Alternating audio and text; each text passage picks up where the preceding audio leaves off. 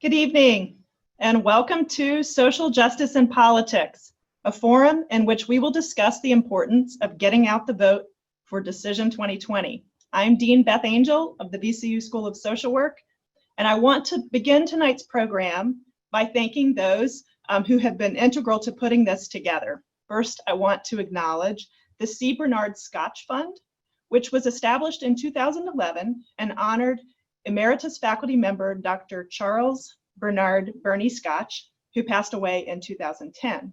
The Scotch Fund helps support programs and events that advance macro or policy social work practice like our discussion tonight.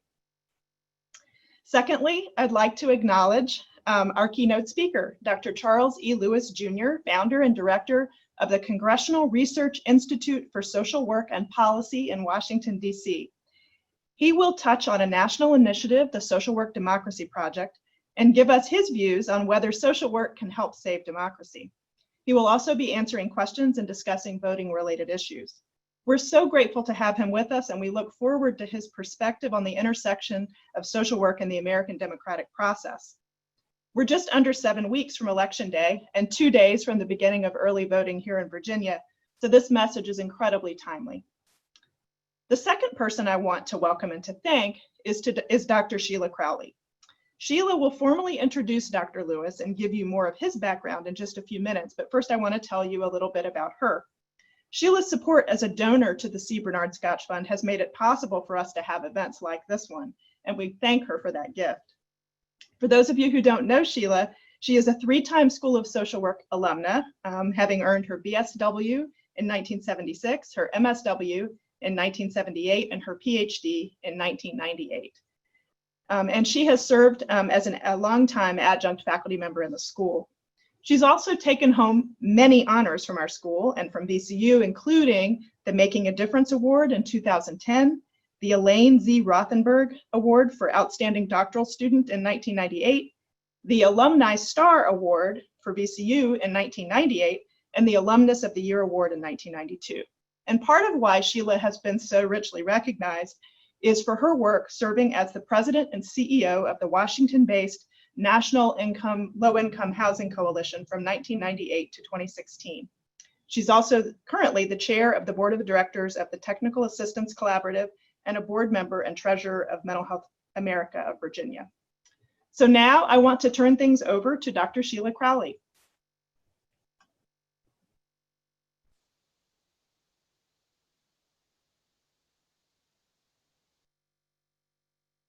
Okay, let's try again. Thank you, Dean Angell. I'm really happy to be here this evening with you and with Dr. Lewis and all of our friends who are with us virtually.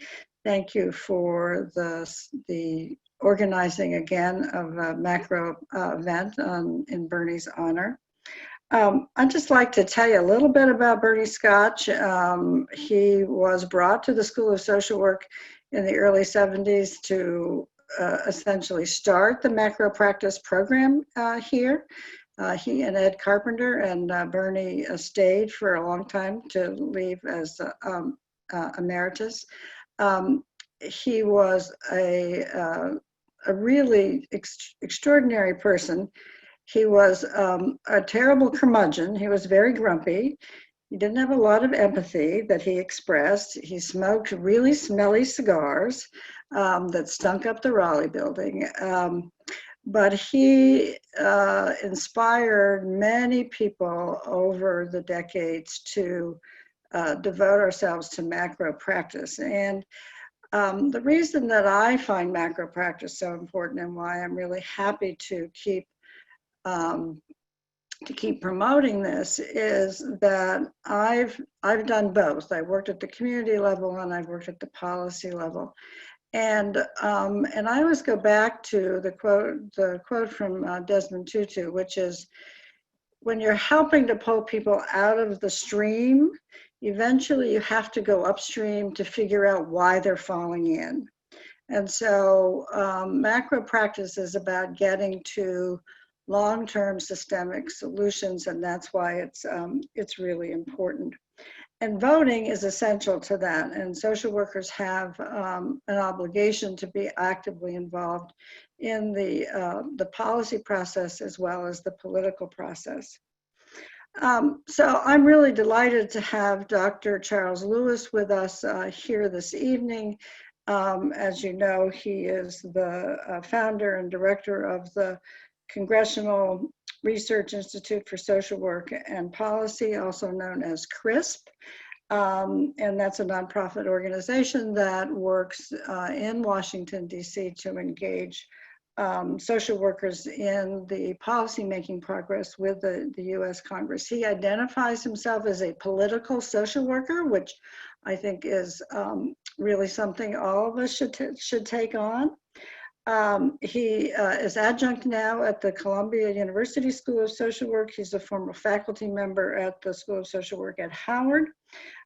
He is currently a member of the 12 Grand Challenges for Social Work Leadership, the board of that group. He served as Deputy Chief of Staff and Communication Director for former Congressman Adolphus Towns. And if you don't know Mr. Towns, Mr. Towns was a social worker, an MSW, and he served in Congress for 30 years, representing a part of Brooklyn, and was one of the real giants in terms of developing good social policy. Anyway, Dr. Lewis earned his MSW in clinical counseling from Clark Atlanta University, and then his PhD from Columbia in policy planning and policy analysis. And so I'm going to turn it over now to Dr. Lewis, who is going to tell us more about CRISP and also talk to us about what's happening in the political season and how social workers can be involved. And then we'll go into a series of questions and answers that Dean Angell and I will pose, and then questions from the audience. So thank you very much, and welcome, Dr. Lewis. Thank you, Dr. Crowley, and thank you, Dean Angell, for inviting me to speak to Virginia Commonwealth University. I think the first, I guess I want to start off by if I can, like correcting Dr. Crowley. She said that former Congressman Adolphus Towns was a social worker. Mr. Towns is a social worker. He's still a social worker. And the reason I pointed that out, Dr. Crowley, is that when I first went on the Hill to work for Mr. Towns, you know, I had this, I thought I was leaving social work to go into politics. And it took me a while before I realized that no, I'm not leaving social work. I am taking social work into the political arena where it belongs. For me, it was like many social workers, I did not start out to become a political social worker. I was working in a church in Brooklyn with African-American males, and I was telling them, I was in my 40s. I was my early 40s, and I was telling these guys they needed to go back to school. I thought it was too late for me, but I was telling some of the younger guys, you know, go back and get your education. And so I had to eventually I listened to my own advice, went back to school, and I had gone into therapy with an MSW, and it did me a world of good. And I thought, well, I can go get these skills, knowledge, and bring them back and work with these guys. But then as I got on my way to getting my MSW in clinical counseling and even my license and started working, I was bitten by the policy bug from one of my policy classes. And it kept dawning on me that all the work you do as a direct service provider, while incredibly important, it has to be supported by policy. And I wanted to know, well, who's doing that work? And I decided that it would be, I would train myself to be in that arena. So I I got accepted to Columbia, and had a wonderful experience there, and learned how to do policy analysis.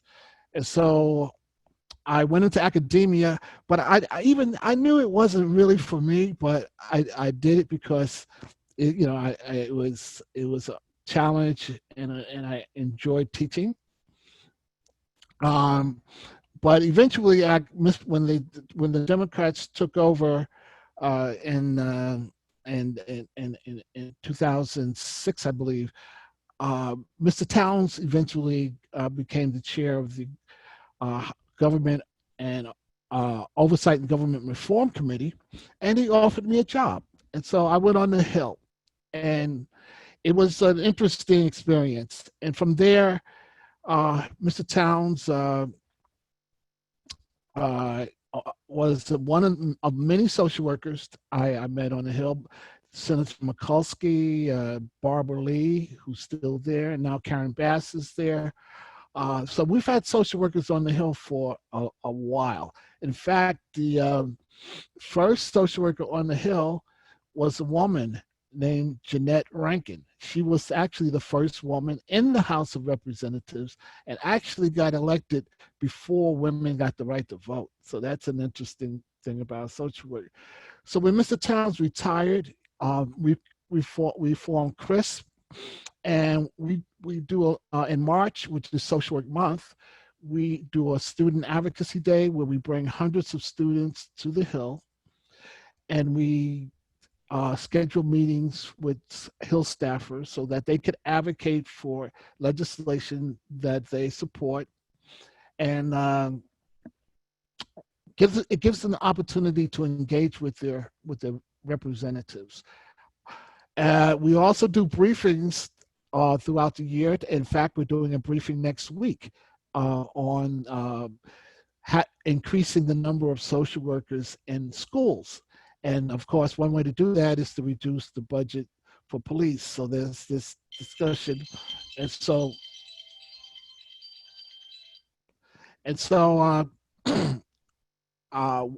you're invited to see that. I'll make sure that Dean Angell get the information.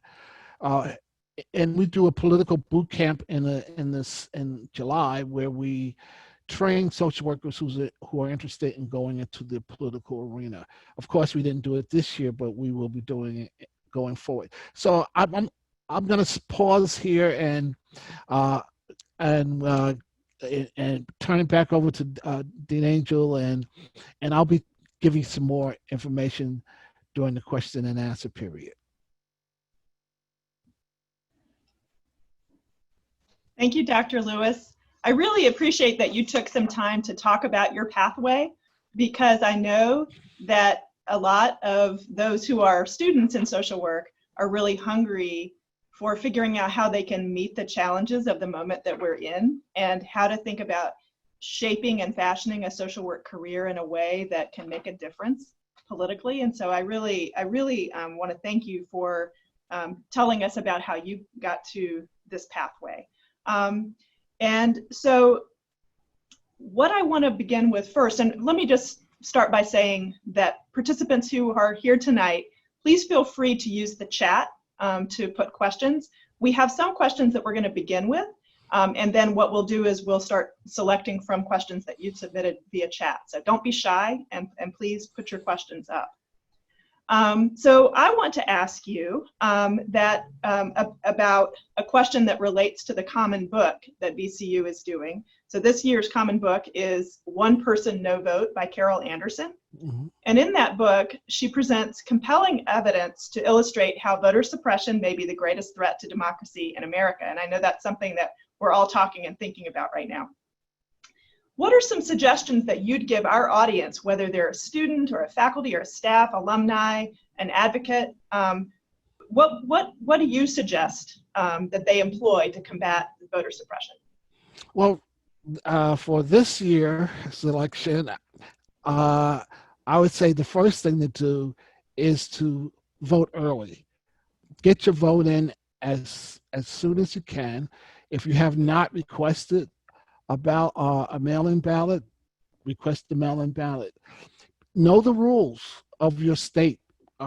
If you're, of course, Virginia's early voting starts on Friday, and so you can go. I think you can vote in person on Friday, I believe. Can. Yeah. But I think to combat voter suppression is to make voting part of who you are. Part of, this is something that you do. I mean, there are things that, some of us, we go to church and we do it all the time religiously. Make it a ritual that you vote in on a regular basis and not have to think about it. Make a commitment to be a voter, and then encourage others to vote. Become part of efforts like the National Voter Mobilization Campaign to encourage people in field placements to vote. But and I'll talk long about this later on. But in the long run, Dean Angell, we're going to have to do something to make the system work better. All right, because in order for us to make change some of the things that that one person no vote taught us, is how do you undo gerrymandering? Okay, but there are ways to get that done, and I'm going to elaborate on that as we go forward.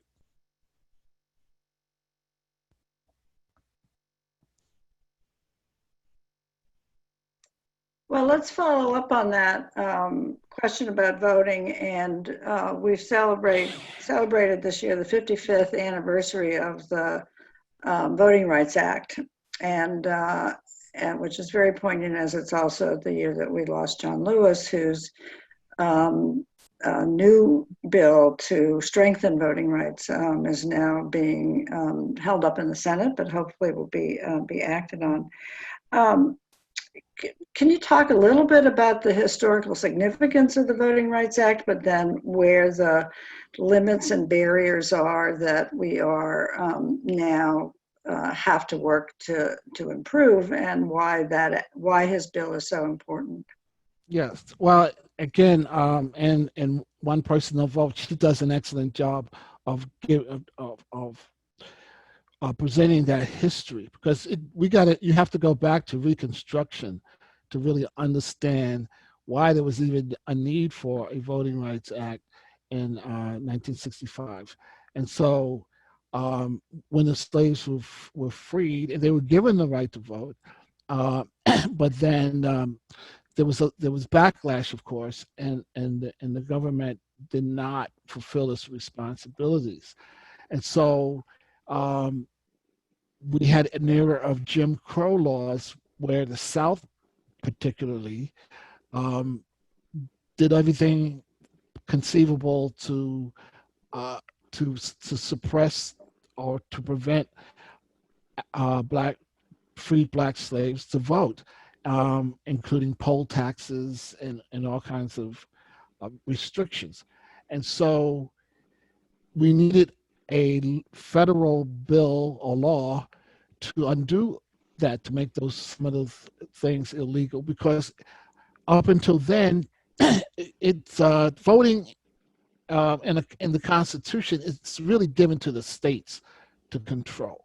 And so the states, the federal government usually gives sway to the states to set up their own voting requirements and rules and regulations. And obviously the South put in some regulations that were detrimental to the opportunities for black people to vote. And so that's why we needed a Voting Rights Act in 1965. Now, the one thing we also should remember, that one of the key players in getting that done was a social worker, Whitney M. Young Jr. Yeah, he was right there with Martin Luther King and Lyndon Johnson getting that done. And Johnson depended on him to win support among the business leaders who he had a rapport with. Great. So turning our eye toward the big day, what do you think is the most important thing that our audience, which includes students but is not limited to students, need to know before Decision 2020? Well, that your vote matters. Okay, this is a very crucial election, and you may not agree totally with the Democratic. If I well, I'm not assuming that everybody's a Democrat on this line, but hopefully many of us see the need for change. All right, so those I guess I'm speaking to those who do, that your vote, and there's no there's no protest vote. You need to vote for one of the two candidates. There is no real strong third party candidate in this year's election, but some people may feel that their vote doesn't matter, or that or maybe get discouraged and just stay home. Don't do that. Get to the polls, vote by mail if you can, and help as many people as you can to get to the polls. So let's assume that voting is the baseline. That's the first thing you have to do. And if you don't do anything else, you have to vote. And then you have to help other people vote, and as many people as you can help to vote, especially if you're in a social work agency and you have the opportunity to help people get registered and to get to the polls and that kind of thing. But talk about what you can do beyond that. I mean, once the election's over, what is it that social workers need to do to, not just either celebrate or be in dismay, however you vote, but what else do we need to be doing beyond our day-to-day work?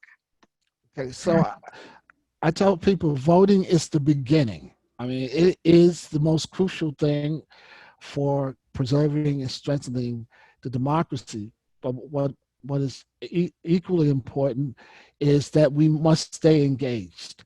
We have a representational democracy. Okay, so we elect people to go to Congress or state government or even local government to represent us, but they can only represent us if we engage with them, so that they know that we are watching them and paying attention to what they're doing, and encouraging them to represent us the way we want to be represented. I think many times when we vote, if we vote for a person and they win, and it's the person that we want to win, we just say yay, and we're happy, and we know that we let them go and let them represent us. And then if the person who we were voting against wins, we just hold our breath and wait for the next election. No, engage so I tell all social workers that you need to know who is representing you, who represents you in Congress, who represents you in the state assembly, the state senate, whatever level, who represents you in the city councils. You should know who all your representatives are, and at some point you should make contact with them. Okay. Dr. Lewis, I'm wondering what you have that you would recommend to students or practitioners. So because I think we have a number of alumni in the audience tonight who are concerned that political activity is perceived as partisan within the context of agency practice. And so how how would you give them encouragement of how to participate within the role they're in without doing something that puts them in jeopardy in the workplace, but also carries forward social work values in the work that they do every day? Well, I know the votingisocialwork.org website addresses these issues, because there's a lot that we can do. But what happens is most schools want to err on the side of caution. So, rather than, crossing any lines, they just stay far away from the lines. So they won't even get near to some of the things, near to the limits of what you can do.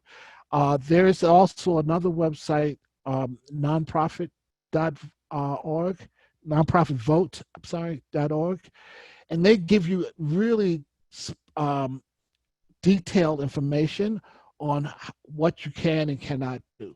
And so this is going to be one of the things we address with the Social Work Democracy Project.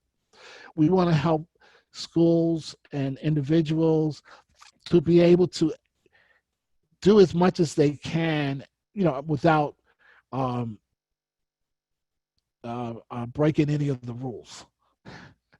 Yeah, because there is a lot we can do, but we are always very cautious, so that we want to protect our nonprofit status and all of that good stuff. But you can actually lobby as a nonprofit. It's just a limit to how much you can do.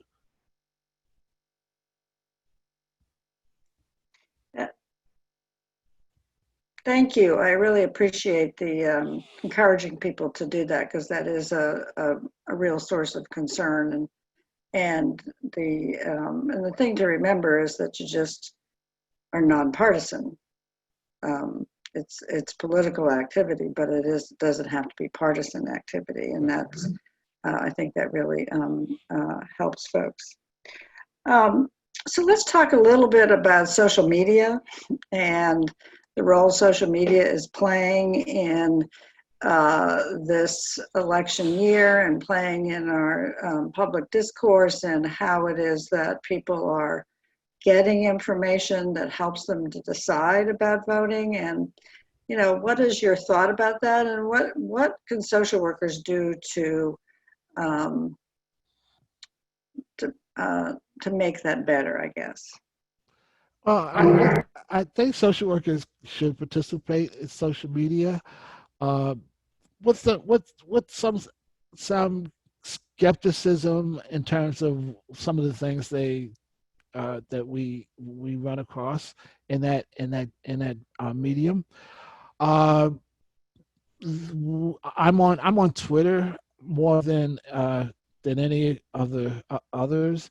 I'm a big Facebook fan, but there's a community of social workers on Twitter, and there's a macro social work hashtag macro social work group, and we share a lot of information. So I'm sure that people hear about this panel or similar panels through social media. So there's a need for social media, but there's a lot we don't know, because some of the news reports that we've heard are absolutely true, that there are outside forces that are putting a lot of misinformation on social media, and that is something that is hard to address. And but I think we're going to be in better shape this year than we have been in the past, because we're going to be a lot more skeptical about some of the things that we see in social media. At this point, I would like to draw in some of the questions we're getting in the chat, and one of them sort of follows right on this discussion we're having about social media and the state of the discourse that we're having in our country, and what we can do. And so we have a question from Margaret, who says, so at one point, is one willing to call out behavior and speech that is fascist, even at the risk of being perceived as partisan? At what point does one's unwillingness to take a stand or a side become standing on the side of oppression and justice? So this is a question that's really asking about what are our obligations to act on the basis of social work values, even if we are forbidden to do things that are partisan. So I wonder if you have any thoughts about that to offer. Well, I expressing your views on subjects is not, it's not partisan. Although we may see things in terms of left and right, conservative and liberal, Democrat and Republican, just because one side takes the side of an issue doesn't necessarily mean that they own it. I think we should be led by our values, okay, and we should speak out. One of the things we're promoting with the Social Work Democracy Project is more public discourse by social workers. We need to have more social workers in the public sphere rather, speaking out, not only against what we are in reacting to what's being said out there, and that's and we definitely should do that, but also we should have an agenda that we things that we would like to see happen in terms of, right, for example, we're doing this briefing next week on getting police out of schools, and so we're going to have a conversation about how that should happen, and there are but we have to be careful not to see things in black and white. You know, I have a problem with some of the abolitionists, but that's me. But I understand they have a right to be abolitionists, and some of my good friends are abolitionists. But for me, it's a lot of times policy is nuanced, and you have to look at what fits for various communities. So I know there are neighborhoods who want cops around the schools or in the schools because they have gangs and drugs, and we have to be careful not to paint the entire police force with a negative paintbrush. Okay, there are bad cops, obviously, and I can't tell you how many of them, what percentage of the police force, but they're good cops. I mean, I have friends who are police officers, and they're good. They do good. They look out for the community, and so I'm just saying that we have to be critical thinkers, and we need to be careful not to just jump on bandwagons and try to do policy by slogan. All right, that we need to think through carefully some of the and try to understand that many neighborhoods are different, and one size fits all solution rarely help do it all for everybody. Thank you. I'm glad that you touched on the Democracy Project, and it sounds like a really rich discussion that's going to be had in this briefing, and I hope many of us can attend. It sounds like part of what you hope to achieve with the Democracy Project is really to promote debate and discussion so that we can be critical thinkers, right? So that we can think through the issues. We're not all going to agree. Right. But that the exchange of views is how we get to a good place. And I wondered, we actually have a question from Lynn in the chat, who is asking for more information about the Social Work Democracy Project and how to get involved. So this might be a good segue to that.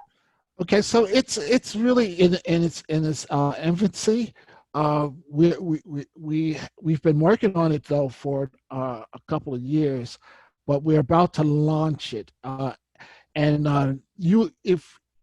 If you go to the CRIS website in a couple of weeks, you'll get some information on the project. I'll tell you that it will we will be promoting public discourse because we need to have more public intellectuals in the arena. You know, we need to have social workers on Morning Joe and social workers on other, you know, Rachel Maddow and Joy Reid. We need to have our voices in that conversation.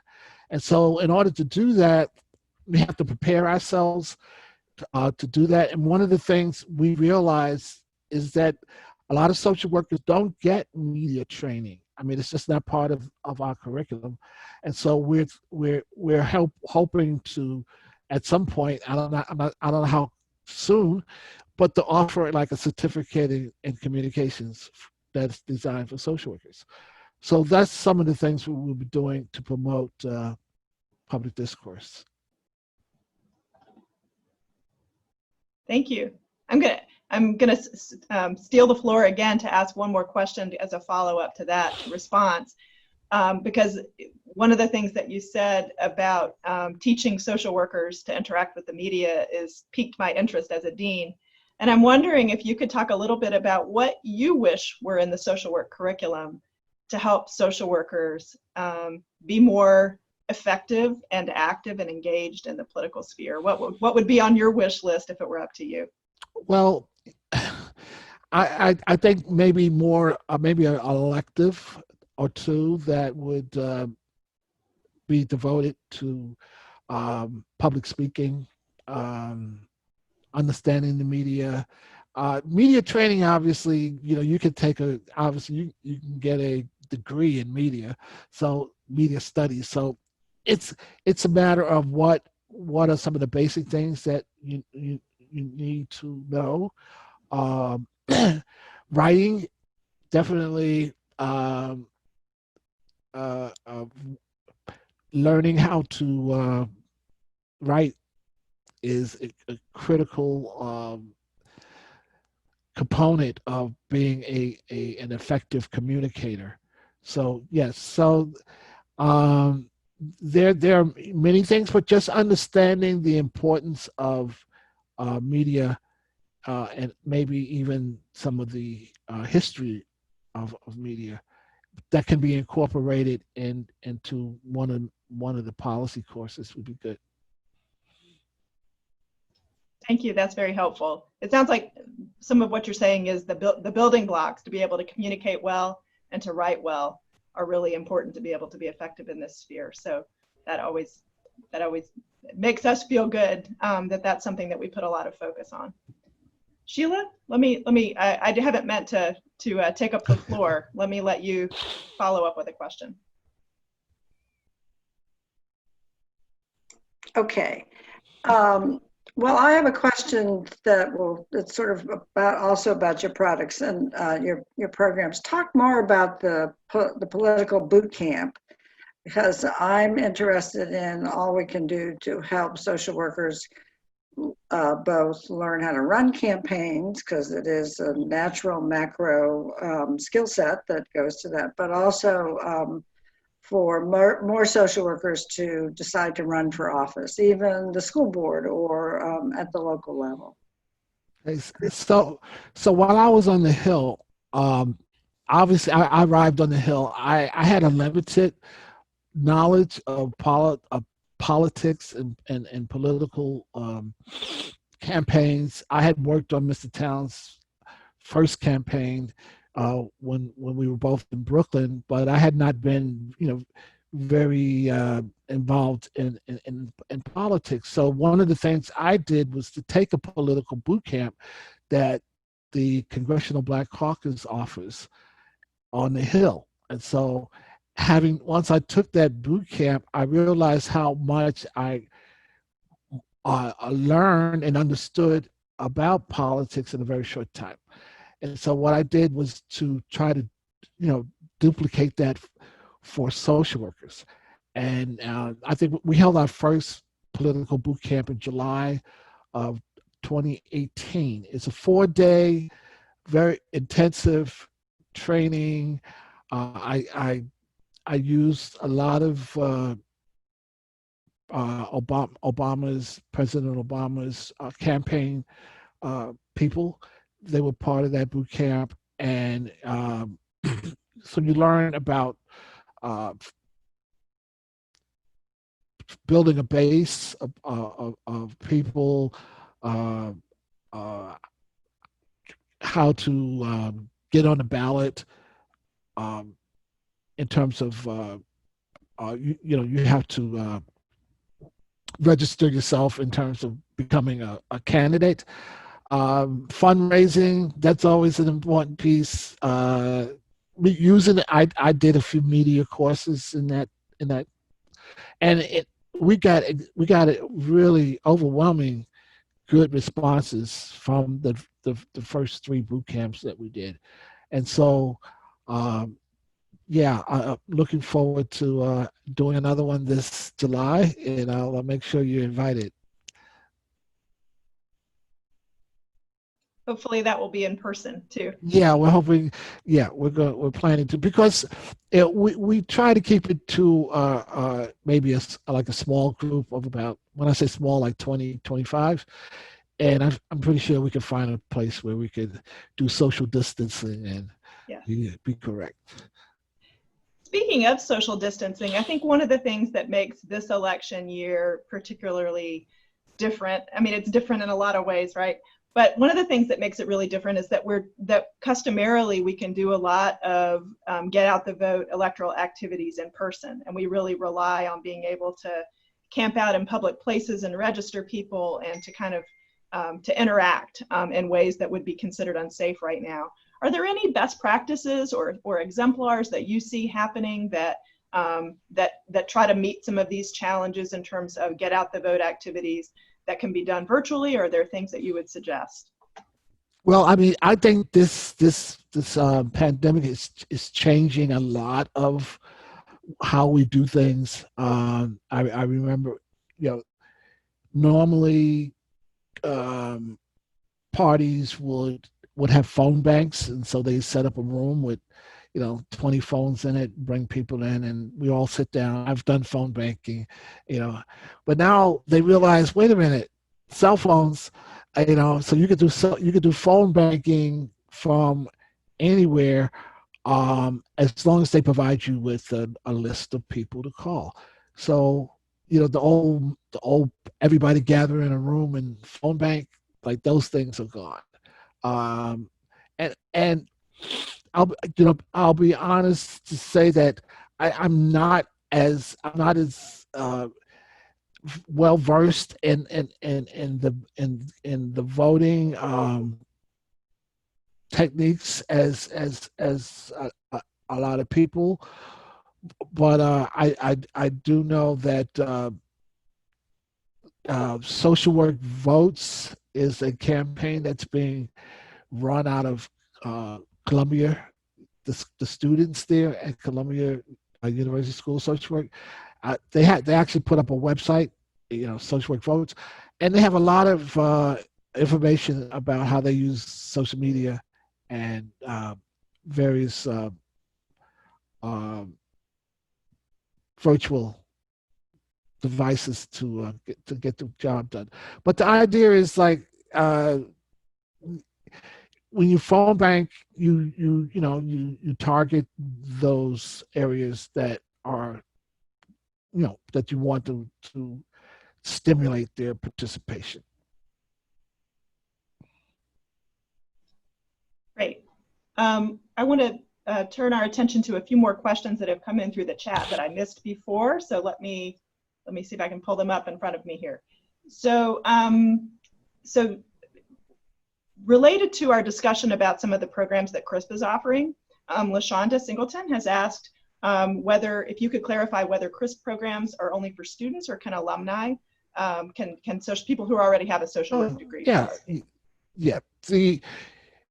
If you can participate. You don't have to be a student. Many of our participants are students, but we definitely have practitioners who want to come in. So yeah, no, you don't have to be a student. Okay. We also have a couple of questions that relate directly to efforts to suppress voting or to disenfranchise. So one from Marcus, who has asked about your opinion on whether or not we ought to alter the Electoral College based on its roots, its racist roots. It was introduced because of slavery and the population count in the South related to the 3/5 law. What are your views on that? Is that something that we should be putting a priority on? Yes, get rid of it. And simply, I think the Electoral College needs to go. Now, I know there are some efforts to address the Electoral College, short of eliminating it, because I'm not sure if that's possible. But it's the way the electors vote. Now, states can set guidelines on how the electors vote, because technically the electors do not have to follow the election. So what we're getting now is winner takes all. So if one candidate gets like the states virtually split their vote in the 2016 election between Secretary Clinton and Mr. Trump, but because he got a small number of votes, maybe 10,000 votes in one state, he gets all of the electoral.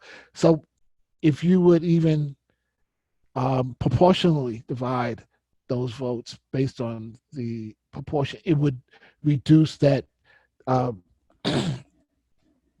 skewed outcome that you get with the Electoral College. But if we can find a way to get rid of it, that's even better. And then also related is what are your thoughts on what we can tangibly do to change or to prevent gerrymandering?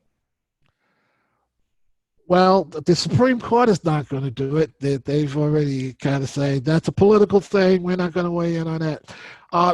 One of the most interesting things that I've kind of discovered recently is an effort to promote what is called ranked choice voting. So it's so that it gets rid of the two-party primary system, where one party holds a primary, pick a winner. Next party holds a primary, picks a winner, and then you got a binary choice between A or B. So what this system of voting would allow everybody to run in an open primary, and then you would pick your top 3 or your top 5 candidates, and then at the end of the day, if one candidate gets 50% of the first place votes, they would win. But if not, it would go down. The bottom line is that if we continue the system that we're using, we're not going to be able to do much about gerrymandering. There are efforts, though, to let state legislators vote to have nonpartisan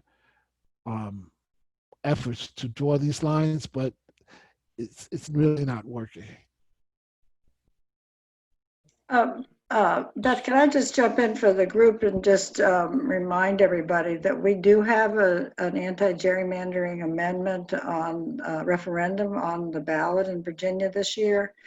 And I encourage people to really take a close look at that. There is really not a consensus about that amendment.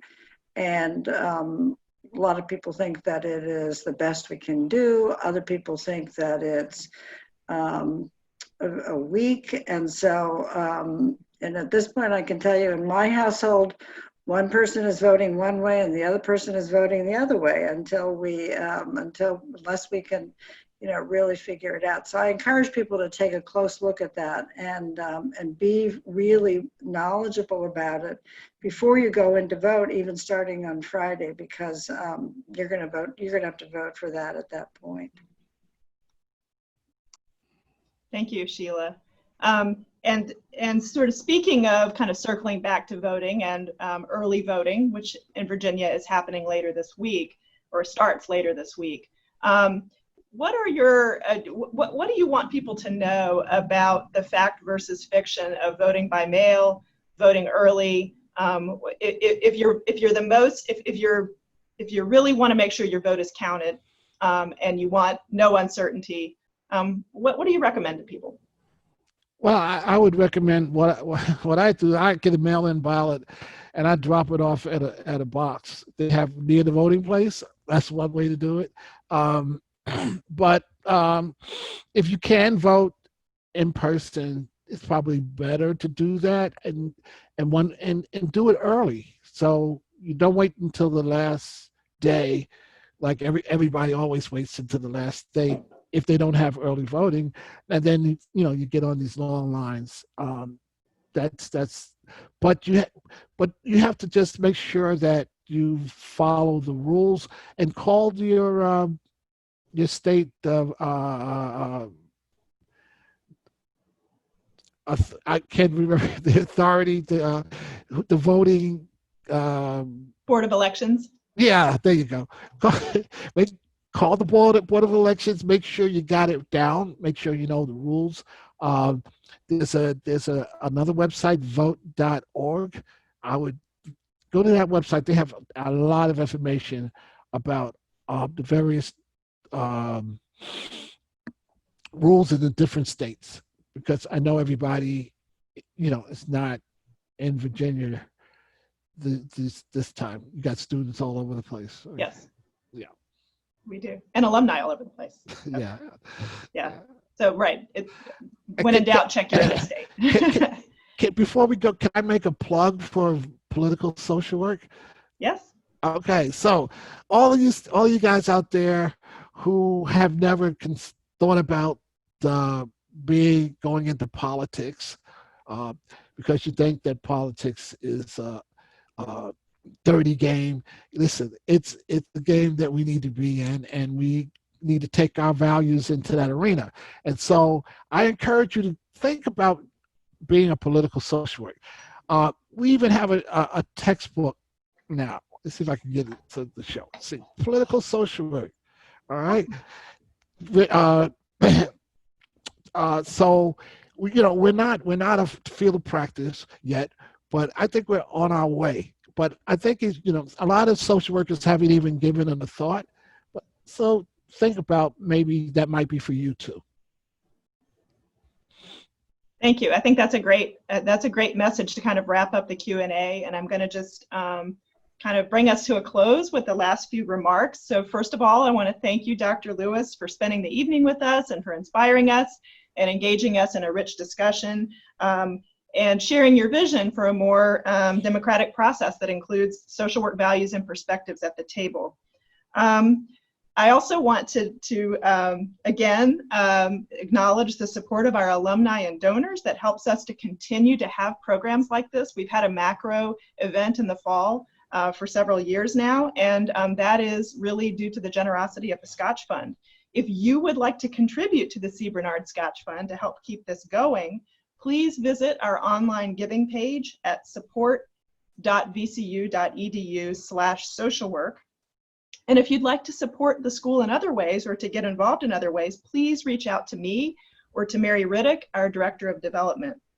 I also hope you'll be on the lookout for a follow-up email with information on how you can connect in a meaningful way to the school, if you aren't already.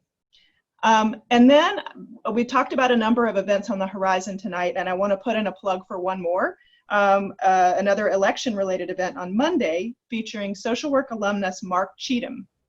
Mark, who is the Director of Constituent Services and Casework for Senator Tim Kaine, will be a panelist at a VCU forum titled The Right to Vote, Election Integrity and Advocacy, and we'll include some details about that event in our follow-up email as well.